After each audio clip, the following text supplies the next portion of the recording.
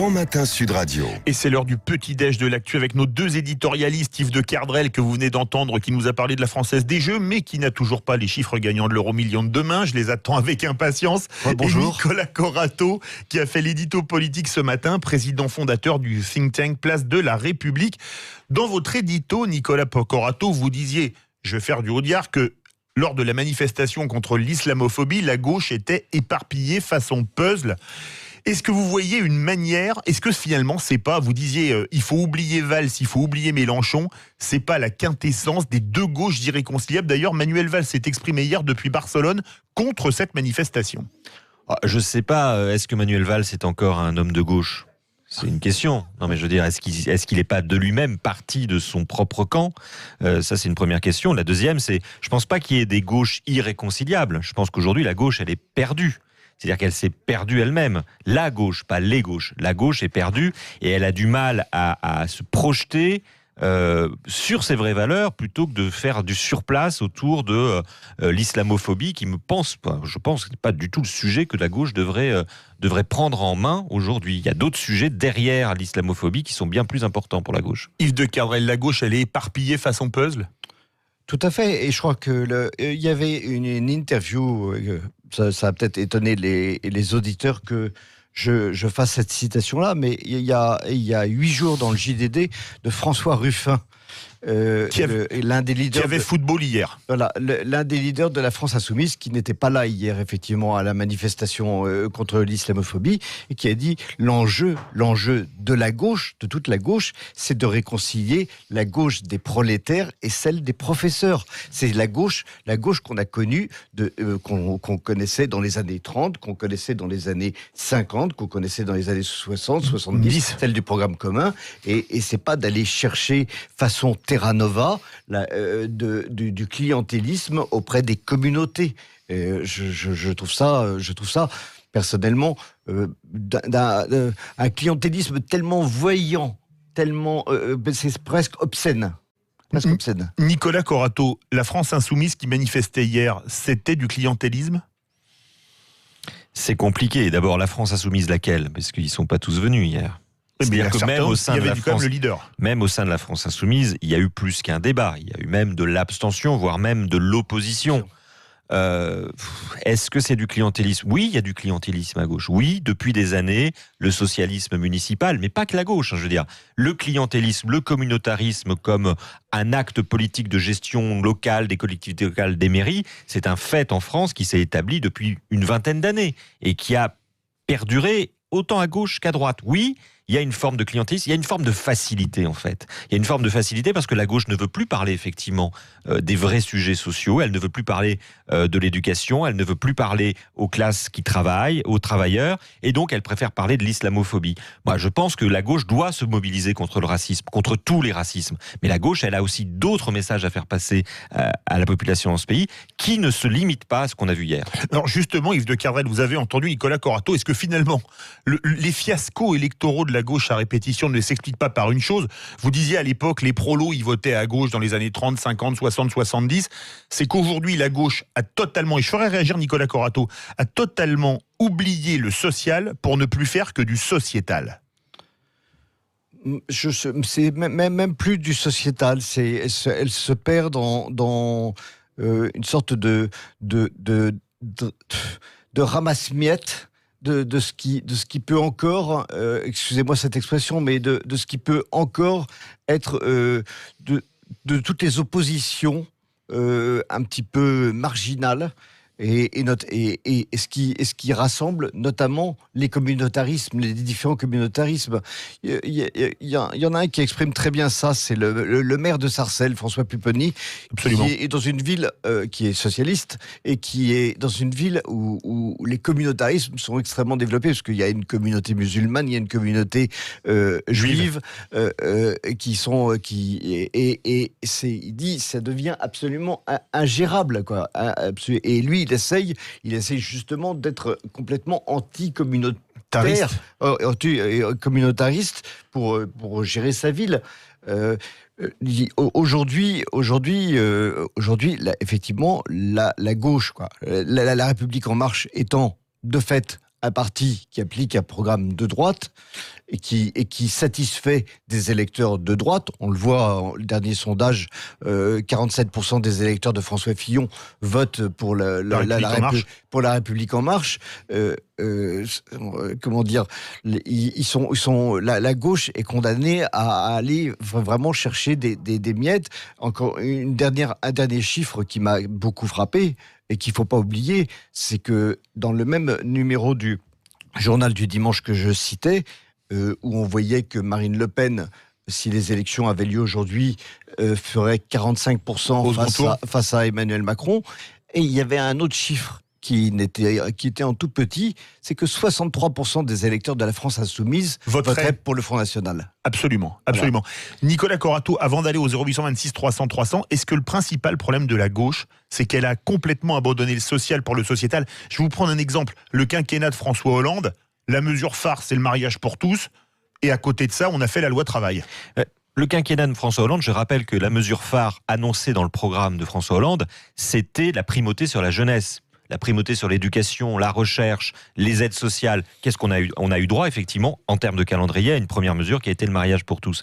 C'était le fameux contrat de génération. Oui, le contrat de génération. Qui a été un flop complet. Total. Un fiasco.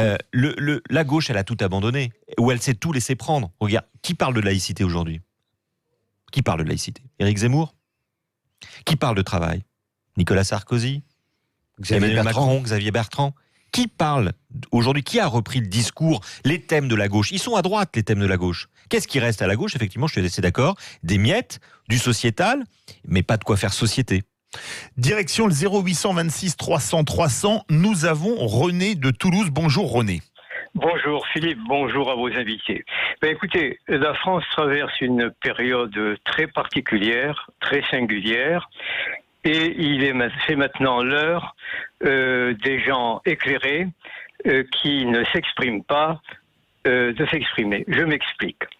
Les premières victimes de la situation actuelle sont les Français de naissance arabe, de naissance berbère, de naissance africaine, qui sont pénalisés par l'ambiance que nous vivons. Deuxièmement, il y a deux catégories de politiques aujourd'hui en France. Il y a ceux qui prennent en compte l'existence d'une subversion internationale qui s'exerce depuis longtemps chez nous et qui a pour objectif à long terme d'imposer la charia à la France et à l'Europe, et ceux qui ne veulent pas le voir. À partir de là, est-ce que notre président de la République, qui a une tendance bien connue à être un communautariste à l'anglo-saxonne, a-t-il déjà acté le fait que nous sommes en partition et s'apprête-t-il dans les mois qui viennent ou les années qui viennent, s'il est toujours au pouvoir, de nous imposer un système de partition du territoire?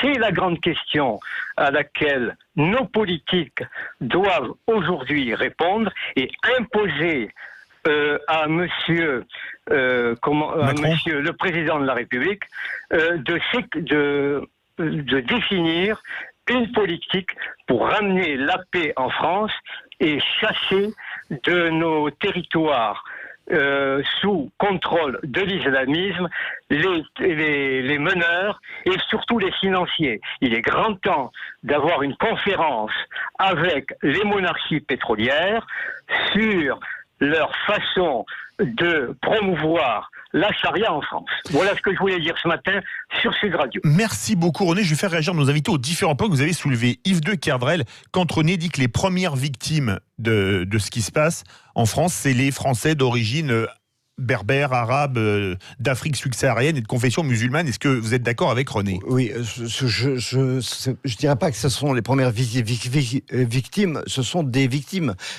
C'est comment dire, les harkis, qui sont des musulmans, sont plus français que vous et moi, parce qu'ils ont donné leur sang pour la France. Et j'ai eu beau faire un service militaire sur les bateaux de la Marine nationale, je veux dire, eux ont beaucoup plus de mérite. Pour moi, c'est ce qu'il y a de, comment dire, ils sont vraiment des Français admirable, d'autant plus admirable qu'ils ont été accueillis en France dans les ou abandonnés ou abandonnés au FLN où ils ont été massacrés. Ou abandonnés et massacrés, mais quand ils ont été accueillis, c'est même pas le mot accueil est très mal choisi parce qu'ils ont été vraiment parqués dans des camps et avec les Français avaient comment dire le nez bouché pour les voilà c'était bon. Sur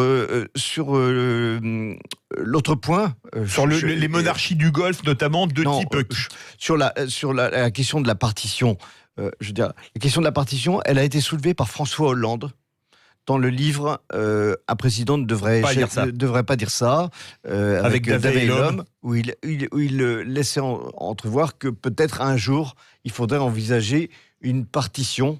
Mais excusez-moi, je vais vous faire réagir tous les deux. Un slogan comme hier, votre laïcité, notre liberté. Est-ce que c'est pas un symbole de partition ? Non, comment dire, la France, elle est une et indivisible. Ça, c'est écrit dans la Constitution. C'est quelque chose que nous devons tous avoir en tête. Elle a des valeurs. Parmi ces valeurs, il y a la laïcité, il y a la fraternité, il y a un certain nombre il y a la liberté, etc. Je suis pas sûr que l'égalité soit une valeur parce que la liberté et l'égalité ne font pas bon ménage. Mais comment dire, on doit se battre pour que la France reste entière et que y ait une possibilité et on doit se battre pour l'assimilation et faire en sorte que on en arrête avec ces guerres picrocolines sur l'islam, sur les questions de voile, de laïcité, etc. Nicolas Corato, vous avez entendu René de Toulouse quand il parle de partition. François Hollande en a parlé, Yves de Cardrel le disait, et pas côte à côte mais face à face. Ça, c'est un ancien ministre de l'Intérieur qui le disait il y a quelque temps. Oui. Et votre laïcité, notre liberté, c'est pas un slogan de partition. Mais c'est un slogan politique. C'est d'abord un slogan politique et il faut le prendre pour ce qu'il est. Les gens qui ont manifesté hier, à mon avis, n'ont pas beaucoup de choses à apporter au débat public et il faut les combattre de manière idéologique et culturelle avec la plus grande fermeté. La question de la partition... Moi, je suis assez réservé parce que d'abord, je suis assez optimiste. C'est un principe et je pense que la République en a vu d'autres et que elle saura trouver les moyens d'aller au-delà de ce risque de partition. Je dis également que finalement, la dernière menace qui a pesé sur la République, la dernière fois où notre République a été mise en cause, c'est pas par un mouvement des musulmans de France radicalisés. C'était, excusez-moi, les Gilets jaunes qui ont duré pendant un an. On en pense qu'on veut, mais là, il y a eu un risque de remise en cause très clair du régime politique dans lequel on vit. Pour de bonnes ou de mauvaises raisons, peu importe. Mais on voit bien que c'est pas la charia qui a déboulé sur les Champs-Élysées pendant un an et qui a mis effectivement ce régime en difficulté. Donc il faut aussi regarder la réalité sociale de ce pays telle qu'elle est. Aujourd'hui, le problème en France, il est d'abord social, il n'est pas religieux, il est d'abord social. Le problème en France, il y a un problème régalien de reconquête de l'autorité et de reconquête des services publics d'un certain nombre de territoires. Il faut mener ce travail. Mais je pense qu'il ne faut pas opposer une France qui serait séculaire à des Français qui pratiquent une religion. Dernière question à tous les deux, pour une réponse rapide. Quand vous voyez que Marwan Mohamed, l'ancien président du CCIF, fait crier Allah ou Akbar debout sur une camionnette et qu'on voit des gamins arborant une étoile jaune, est-ce que c'était pas franchement de la provocation, Nicolas Corato ? Mais elle était montée pour ça, cette manifestation. Elle était montée pour justement, on voit ces images et qu'on entende ces slogans. Ce n'est pas une manifestation, c'est de la provocation. On est dans l'agite propre. Les organisateurs de cette manifestation ont repris les codes qu'on trouvait dans les années 70 à l'extrême gauche. Et d'ailleurs, on voit exactement la filiation culturelle. Cette manifestation, c'est d'abord une provocation. Et actuellement, on voit les musulmans qui n'agissent que par petites provocations, qui sont des tests de nos valeurs, de notre capacité à résister. Le président de la République l'a dit lui-même l'autre jour. La femme voilée qui était au conseil régional de Bourgogne-Franche-Comté, c'était une militante politique. C'était un test. On va continuer ce duel entre Yves de Kerdrel et Nicolas Corato dans quelques instants. Et puis à partir de 9h15, ce sera la question du jour. 11 novembre, commémore-t-on la dernière victoire de l'armée française. Et vous êtes 61% à dire non. Vous voulez réagir, vous connaissez le numéro, le 0826 300 300, comme l'a fait René. On se retrouve dans quelques instants. On continue le petit déjeuner de l'actu en compagnie d'Yves de Kerdrel, nos éditorialistes économiques, et Nicolas Corato, président du think tank Place de la République. Et messieurs, vous voulez nous parler de la Chine qui rachète l'Europe pied après pied. Alors l'Europe, peut-être. En tout cas, il commence bien par la Grèce, puisque le président chinois est en Grèce.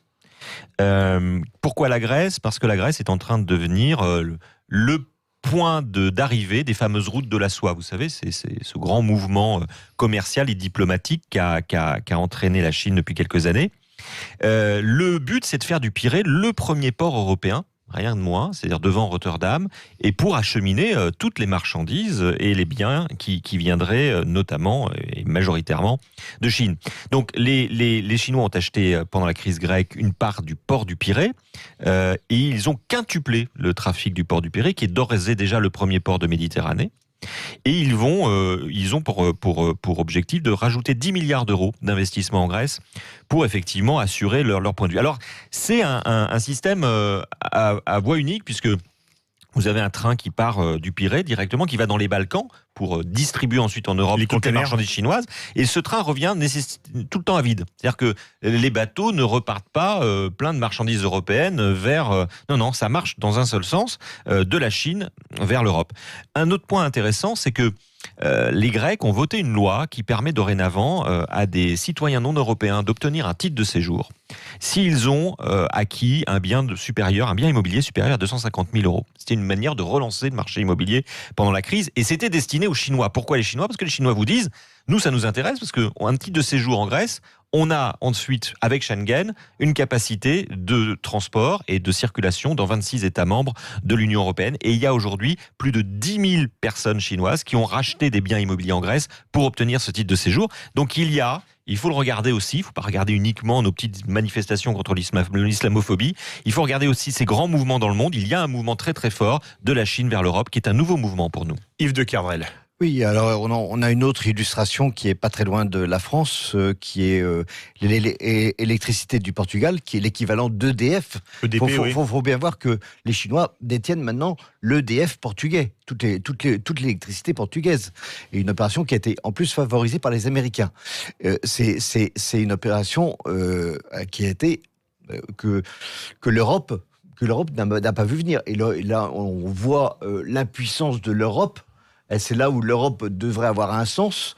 Et l'Europe empêche la création de champions européens. On l'a vu lors de Alstom Siemens, qui justement pour les trains, qui est une fusion qui était justement faite pour concurrencer CNCC, un très grand constructeur ferroviaire chinois.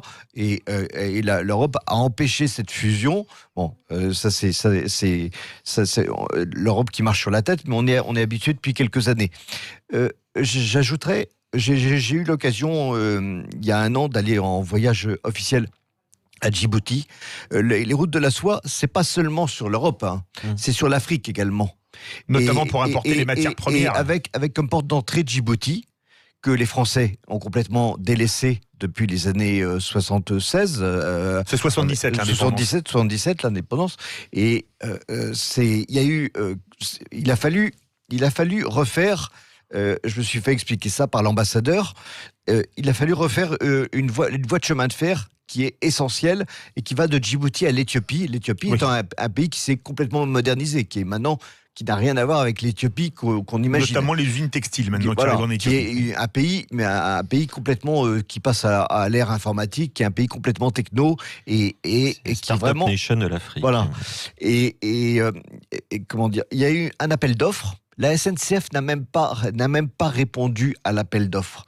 Donc, le Premier ministre djiboutien a vu apparaître les Chinois qui ont dit « Nous, on vous construit la ligne de chemin de fer ». La ligne de chemin de fer, elle a été construite par 30 000 Chinois qui sont venus, qui ont porté les rails sur leur dos.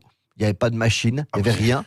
Et les 30 000 Chinois sont restés à Djibouti, parce que c'est une manière en plus de coloniser.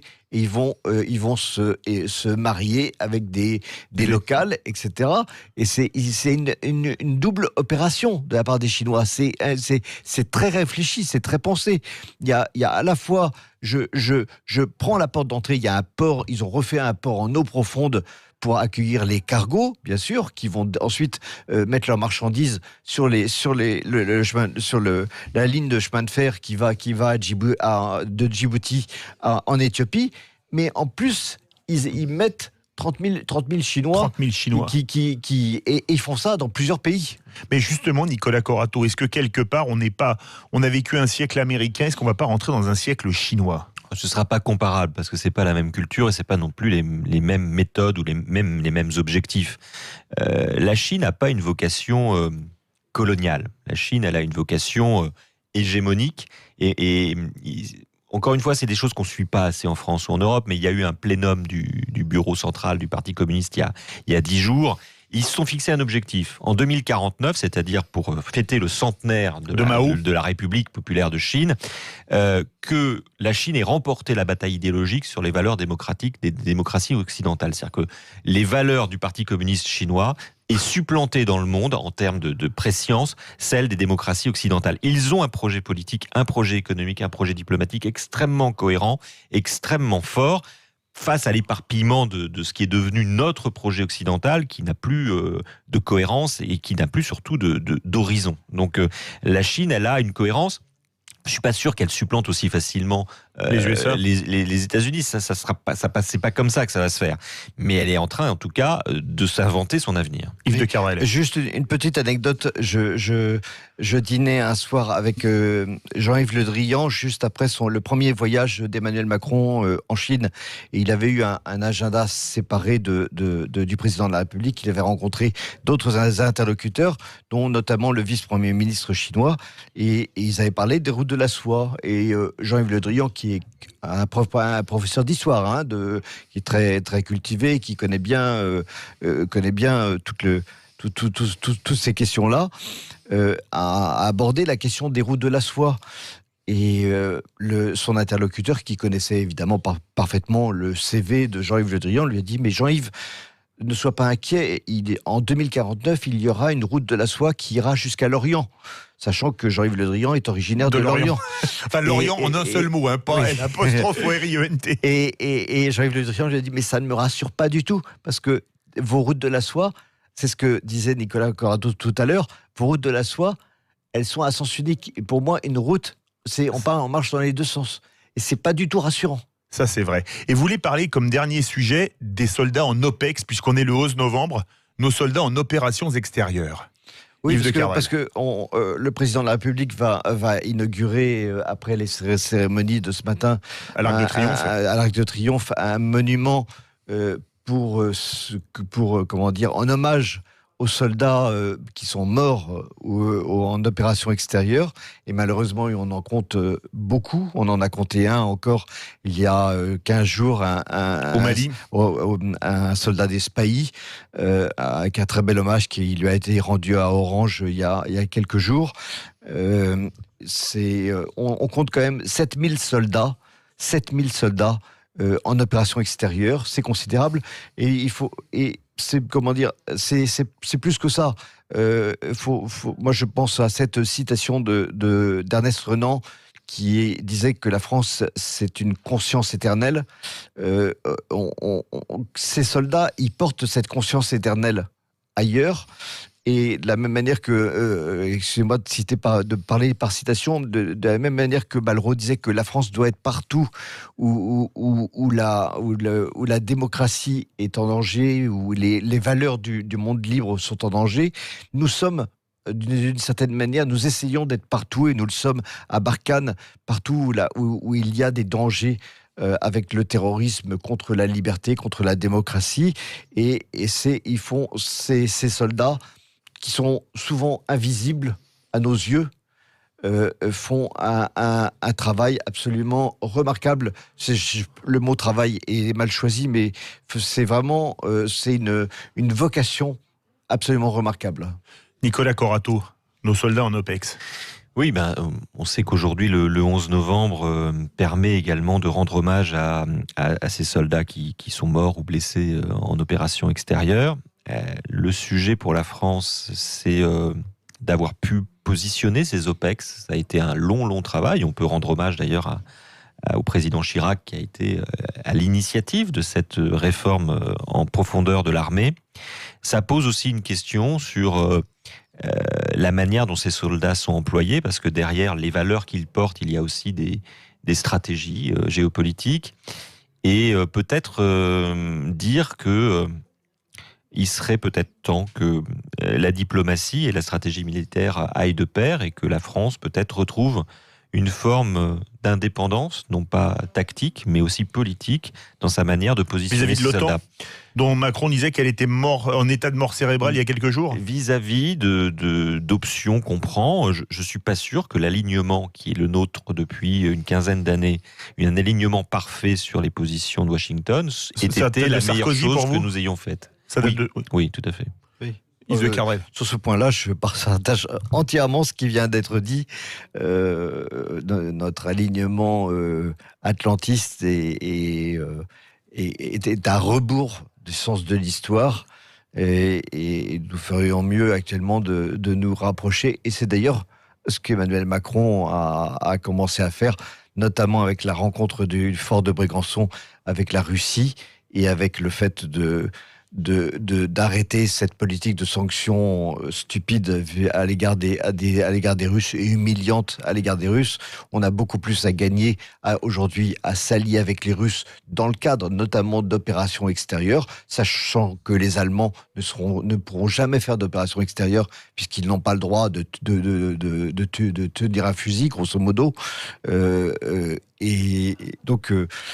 Il a eu parfaitement raison dans sa déclaration sur l'OTAN qui est en état de mort cérébrale. Là-dessus, je suis à 100% d'accord avec lui. Dernière question à vous deux. On célèbre le 11 novembre aujourd'hui, évidemment, 101 ans de la fin de la guerre. Il y a 101 ans, la France était exsangue, mais était une des premières puissances du monde. On parlait des OPEX. Est-ce que pour vous, la France est encore une grande puissance, Nicolas Corato ? Militairement parlant. C'est encore une grande puissance, parce que c'est encore une des rares puissances qui peut déployer à l'extérieur de ses frontières et très loin des forces militaires qui sont stratégiquement opérationnelles. Donc ça, même si on est sans commune mesure avec les Américains ou les Chinois en termes de puissance, ou les Russes en termes de puissance militaire, mais non seulement on a cette capacité de déploiement, et puis il faut le rappeler, la France est une des rares puissances à avoir des bases qui sont situés sur à peu près tous les continents du monde, ce qui est aussi rarissime. Notamment en Outre-mer, où on a des eaux territoriales très importantes. Deuxième espace maritime du monde. Pour vous, la France est encore une grande puissance militaire, Yves de Kerdrel ? Moi, je pense que je raisonnerais différemment. La guerre de 14-18 a marqué la fin de l'Europe, la fin de la puissance européenne. Et depuis, nous essayons de reconstruire une puissance européenne, et malheureusement, c'est de plus en plus un échec. Et si vous votiez pour le débat qu'on va avoir dans quelques minutes sur Sud Radio, 11 novembre, commémore-t-on la dernière victoire de l'armée française, vous voteriez quoi, Nicolas Corato ? Moi, je voterai pas, parce que pour moi, le 11 novembre 18, c'est une victoire militaire, mais rappelons-le, d'abord, la France est dans un état exsangue. C'est la fin, effectivement, d'une civilisation, moi je le pense. Et puis, mais le 11 novembre 1918, on signe un armistice alors que l'ennemi est sur une partie du territoire. C'est-à-dire que c'est une drôle de victoire, le 11 novembre 1918. Et vous, Yves de Kerdrel, voteriez oui ou non ? Est-ce que c'est la dernière grande victoire de l'armée française ? C'est compliqué. Je pense on ne peut pas oublier la liesse de 44 et de la libération de la France, même si les Alliés ont une part prépondérante dans cette victoire. Avec la résistance intérieure. Si on mêle la résistance intérieure avec l'armée, ceux qui ont rejoint De Gaulle à Londres, oui, c'est une victoire, mais c'est pas toute l'armée. C'est pas toute l'armée. Merci beaucoup Yves de Kerdrel, merci beaucoup Nicolas Corato. Dans quelques instants, commémore-t-on la dernière victoire de l'armée française? Vous dites non à 59% sur Facebook et vous dites non à 58%. Ça se suit sur Twitter. On va en débattre avec Christine Guibonnet, professeure d'histoire géo, rédactrice en chef adjointe de la revue Historien et Géographe et secrétaire générale de l'APSG, l'association des profs d'histoire géo, et Michel Goya, ancien colonel des troupes de marine, directeur des études de l'IRSEM, l'Institut de recherche stratégique de l'école militaire, spécialisé dans l'histoire militaire et l'analyse des conflits. Vous voulez réagir? Vous connaissez le numéro, le 0826 300 300. On se retrouve dans quelques instants.